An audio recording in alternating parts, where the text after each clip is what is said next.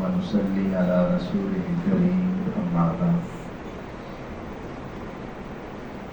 کل کے درس میں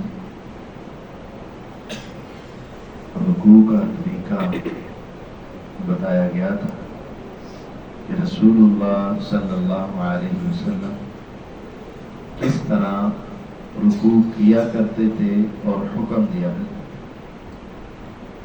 رکوع کے بعد جب انسان کھڑا ہوتا ہے اسے کوما کہا جاتا ہے. تو رکوع کے بعد جب کھڑے ہونا ہے تو اس وقت بھی اپنے ہاتھ کندھوں تک اٹھانے ہیں یا کانوں تک اٹھانے، لیکن وہ ہاتھ سیدھے رہنے چاہیے قبلہ رخ، کندھے تک یا کانوں تک. ہاتھ اٹھانے کے بعد سیدھے نیچے کر لیں. اب اس وقت پڑھنا کیا ہے؟ سمع اللہ لمن حمیدہ. امام بھی یہ کہے گا اور مقتدی بھی کہے گا. بس اوقات بعض لوگوں کے ذہن میں یہ بات ہوتی ہے کہ امام سمع اللہ کہ وہ دعا بھی پڑھنی ہے، حمدن کثیرن طیبا مبارکن فی. یہ دعا بھی دونوں نے پڑھنی، یعنی سارے جملے دونوں نے پڑھیں گے. اب اس کا ترجمہ کیا ہے؟ سمع اللہ لمن حمیدہ. جس نے بھی اللہ کی تعریف کی، اللہ نے ان کی تعریف سن لی. اللہ تعالیٰ نے سن لی، یہ ہمارا عقیدہ ہے. لیکن ہمیں نہیں سنائی دی کہ ساتھ والے نے پڑھی یا نہیں پڑھی، اگلی صف والے نے کیا کہا ہمیں سنائی نہیں دیا، پچھلی صف والے نے کتنی مرتبہ پڑھا ہمیں سنائی نہیں دیا. لیکن ہمارا یقین اور ایمان ہے کہ اللہ تعالیٰ نے سن لیا. تو جو اللہ اتنی آہستہ آواز میں پڑھی ہوئی تعریف کو سن لیتا ہے تو وہ ہماری دعاؤں کو بھی سن لیتا ہے. تو یہ دعا کرتے وقت کہنا میری سنتا ہی نہیں، تو یہ تو پھر غلط بات ہوئی نا. اللہ تعالیٰ ہر ایک کی سنتے ہیں. اور اس کے بعد اتنی دیر کھڑا ہو کہ ہر ہڈی اپنی جگہ پر صحیح کھڑی ہو جائے. یعنی بعض لوگوں کو، بعض دوستوں کو دیکھا ہے وہ ایسے رکوع سے کھڑے ہوئے ابھی پورے کھڑے نہیں ہوئے اور آگے سجدے کے لیے جھک جاتے ہیں. تو یہ غلط ہے، نماز ضائع، نماز ناقص. پورے سیدھے کھڑے ہونا اور اطمینان سے کھڑے ہونا حتیٰ کہ ہر ہڈی اپنی جگہ پر فٹ بیٹھ جائے صحیح اور آپ کھڑا ہو جائے. اطمینان کے ساتھ کھڑے ہونے کے بعد سجدے کے لیے جھکنا ہے. وہ ایک معروف حدیث ہے، رسول اللہ صلی اللہ علیہ وسلم نماز پڑھ کے بیٹھے، ایک صحابی نماز سے لیٹ ہو گئے. انہوں نے آ کر نماز پڑھی اپنی، آپ دیکھتے رہے انہیں نماز پڑھتے، لیکن وہ رکوع کے بعد سیدھے کھڑے نہیں ہوتے تھے. بعد ہلکا سا ہوئے اور جلدی سے پڑھ لے سمع اللہ لمن حمدہ ربنا ولک الحمد حمدا کثیرا طیبا مبارکا فیہ. پوری صحیح طرح کھڑے نہیں، اور دو سجدوں کے درمیان بھی صحیح طرح نہیں بیٹھے. ابھی اٹھتے ہیں، ہمارے کچھ دوست بھی ایسے کرتے نا، اٹھ رہے ہیں پوری طرح بیٹھے نہیں اور پھر آگے. حالانکہ دو سجدوں کے درمیان بھی اطمینان سے بیٹھنا چاہیے. تو اس صحابی نے یہ غلطی کی اور آ کر آپ کو سلام کیا، آپ نے سلام کا جواب دیا اور سیدھا دو ٹوک دو چار ارجع فصلی فإنک لم تصلی. جاؤ جا کے نماز پڑھو، تو پڑھی ہی نہیں. یہ نہیں کہا یا تو نے ذرا صحیح نہیں پڑھی، تیری نماز ذرا ناقص ہو گئی ہے، تمہیں اس طرح نہیں. دو ٹوک فیصلہ، دو ٹوک فتویٰ، جاؤ جا کے نماز پڑھو، تو نے پڑھی نہیں.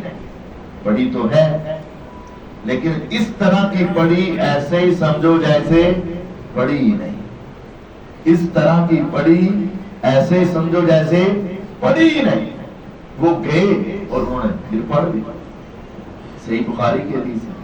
انہوں نے دوبارہ ساری نماز پڑھ دی لیکن پڑھی اسی طرح جیسے پہلے پڑھی. آپ کو پھر سلام پیش کیا، آپ نے جواب دیا اور ساتھ یہ فرمایا ارجع فصلی فإنک لم تصلی. جاؤ جا کے نماز پڑھو، تو نے پڑھی نہیں. ہمارے جیسا ہوتا تو کہتا حضور لگتا تسی ویکھیا نہیں، میں تو پڑھ کے آیا. تو انہوں نے پھر جا کر پڑھ دی. ایک ہے خود عمل کیا ہے لیکن حضور کی زبان کہہ رہی ہے نہیں کیا، تو وہ کیے ہوئے عمل کو بھی سمجھ رہے ہیں نہیں کیا، حضور کی بات کو سچا کہہ رہے ہیں. تیسری مرتبہ جا کر پڑھ دی، لیکن پڑھی اسی طرح جیسے ان کو عادت تھی، جیسے ان کو طریقہ کار تھا. آپ کے پاس وہ تیسری مرتبہ سلام کرنے آئے. آپ نے پھر کہا جاؤ جا کے نماز پڑھو، تو نے پڑھی ہی نہیں. اب انہوں نے کہا حضور میں سمجھ گیا کہ میں پڑھ تو رہا ہوں، آپ کہہ رہے پڑھی نہیں، لگتا ہے میرے پڑھنے میں کوئی غلطی ہے، تو آپ مجھے نماز پڑھنا سکھا دیں.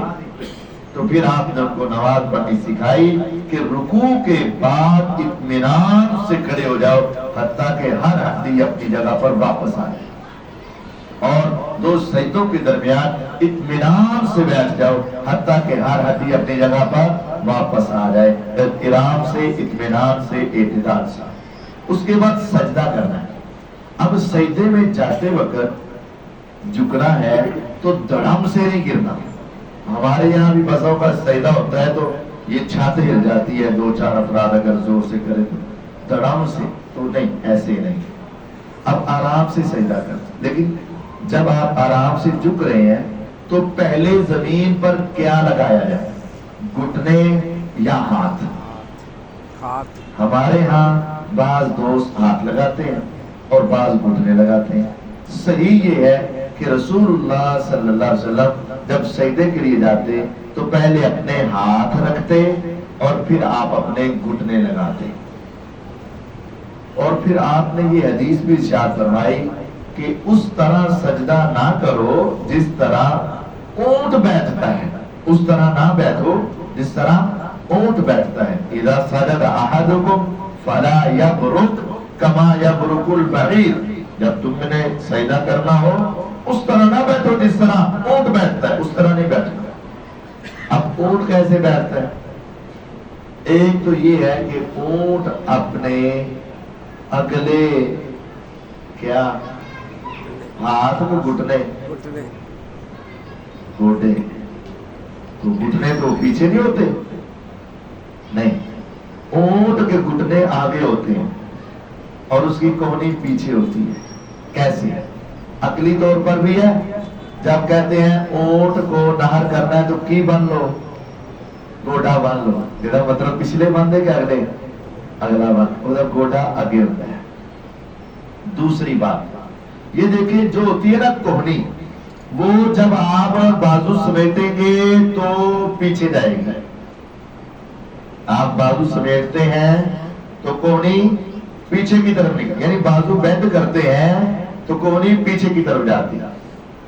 اور جب آپ ٹانگے سمیٹتے ہیں تو گھٹنے آگے کی طرف جاتے ہیں.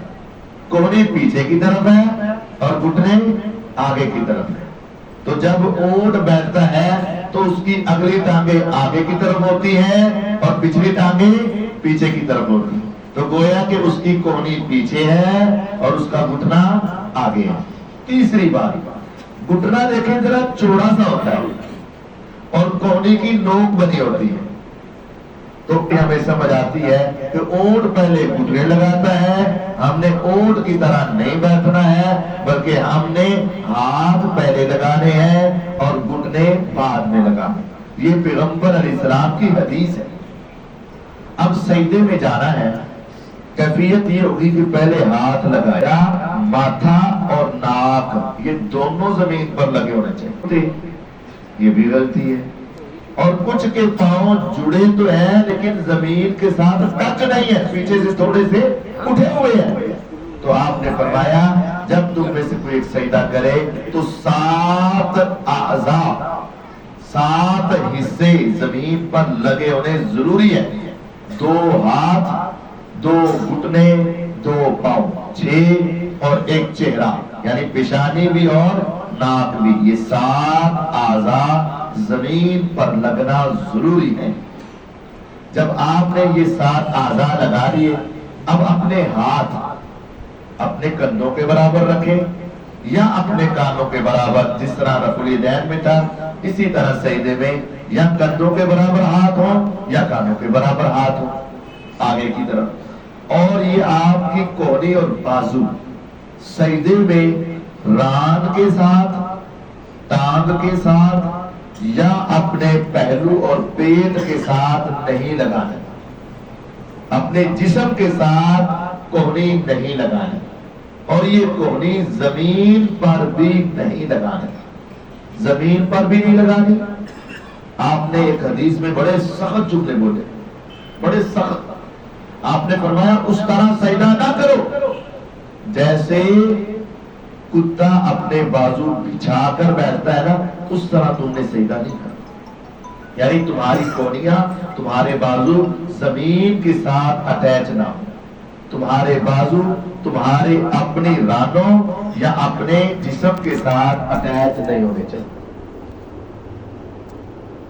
بلکہ کیا ہو، بازو ہلکے سے کھولیں، جتنی اگر آپ جماعت کے ساتھ پڑھ رہے ہیں جتنی جگہ ہے اتنے کھولیں، نہ ساتھ والوں کو تنگ نہیں کریں، ساتھ والوں کے سے پہلے سجدے میں جا کر پورے بازو کھول لینا کہ میں ہوں تو سجدہ کر کے وہاں، تو یہ کام نہیں ہونا چاہیے۔ ہاں جب آپ اکیلے نماز پڑھ رہے ہیں، پھر پیغمبر علیہ السلام چونکہ جماعت کرواتے تھے، اکیلے ہوتے تھے، آپ اتنے بازو کھولتے کہ اگر بکری کا بچہ وہاں سے گزرنا چاہتا تو گزر جاتا۔ یہ ایک مثال ہے، یہ نہیں کہ وہاں بکری کے بچے گزر رہے ہوتے تھے، لیکن مثال ہے اتنی جگہ ہوتی کہ اگر آپ کے بازوں کے درمیان سے بکری کا بچہ گزرنا چاہتا تو گزر جاتا، ایسے کھولتے ادھر سے اتنا فاصلہ ہوتا کہ اگر بکری کا بچہ گزرنا چاہے تو گزر جائے۔ لیکن جب آپ جماعت کے ساتھ پڑھ رہے ہیں تو پھر آپ کی جتنی سپیس ہے، جتنی جگہ ہے، اتنے آپ بازو کھولیں، نہ زمین پہ لگائیں، نہ اپنے جسم کے ساتھ لگائیں، نہ ساتھ والوں کو تنگ کریں، بلکہ جتنی جگہ ممکن ہو تھوڑے سے بازو آپ کھول، اکیلے ہوں تو خوب کھول کر نماز پڑھیں اور اپنی کمر پیچھے سے اٹھا لیں۔ مرد کا سجدہ اور عورت کا سجدہ ایک طرح کا ہے۔ عورت کو ویسے یہ حکم دیا گیا ہے کہ عورت اپنے صحن کے بجائے برآمدے میں نماز پڑھے، برآمدے کے بجائے اندر میں نماز پڑھے، اور اندر کے بجائے اس سے اگلے کمرے میں نماز پڑھے۔ جتنی جتنی عورت اندر ہو کر نماز پڑھے گی اتنا اس کا اجر و ثواب بڑھ جائے گا، اتنا ثواب زیادہ ہے۔ پردہ ستر اس طرح کرنا ہے کہ صحن کے بجائے برآمدے میں، صحن میں اگر مثال ہے 100 نیکیاں ہیں تو برآمدے میں 150 ہے، مثال دے رہا ہوں، لیکن اگر برآمدے میں 150 ہے تو پیچھے والے کمرے میں 200 نیکیاں ہیں، اور اگر پیچھے والے کمرے میں 200 ہے اس سے پچھلے کمرے میں 250 300 نیکیاں، مثال ہے۔ لیکن نماز کا سجدہ اسی طرح کرنا ہے جیسے رسول اللہ صلی اللہ علیہ وسلم نے سکھایا۔ میری کچھ مائیں بہنیں بیٹیاں سجدہ کرتی ہیں تو وہ زمین کے ساتھ چمٹ جاتی ہیں، تو یہ سجدہ غلط ہے۔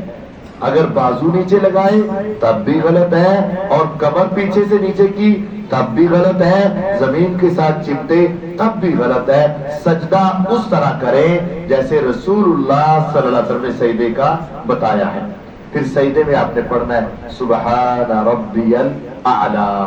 سجدے میں بھی آنکھیں بند کرنے کی ضرورت نہیں ہے، سجدے میں آنکھیں کھلی رکھیں، اور پھر اس کے بعد جب آپ بیٹھیں تو آپ ایک پاؤں بچھا لیں، اس کے اوپر بیٹھیں، اور ایک پاؤں آپ کھڑا کر لیں، اس کے درمیان میں پھر آپ رب اغفر لی رب اغفر لی رب اغفر لی یہ دعا پڑھیں اور اطمینان سے بیٹھیں۔ پھر اس کے بعد دوسرا سجدہ کریں۔ مرد کی نماز کا سجدہ، عورت کی نماز کا سجدہ ایک جیسا ہے۔ نماز اطمینان سے پڑھیں، اعتدال سے پڑھیں، سنت کے مطابق پڑھیں۔ اللہ تعالیٰ میں سمجھنے اور اپنی اصلاح کرنے کی توفیق عطا فرمائے۔ وآخر دعوانا ان الحمد للہ رب العالمین۔